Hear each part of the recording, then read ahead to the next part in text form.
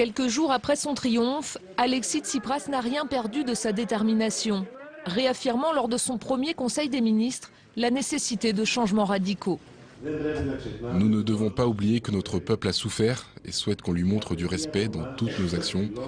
Nous devons être prêts à verser notre sang pour défendre leur dignité.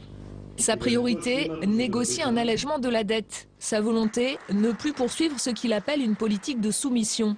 Si l'affrontement avec l'Europe paraît inévitable, le nouveau ministre des Finances a choisi de porter cet après-midi un discours apaisant vis-à-vis des partenaires européens.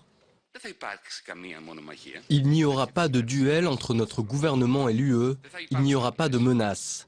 Ce n'est pas une question de savoir qui va céder le premier.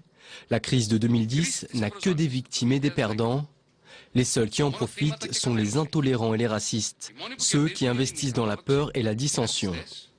Seulement Bruxelles a déjà averti. La Grèce devra respecter ses engagements pour voir se débloquer les 7 derniers milliards d'euros prévus par le plan d'aide.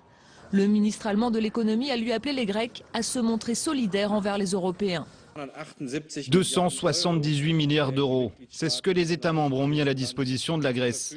On ne peut pas dire que c'est le signe d'une faible solidarité.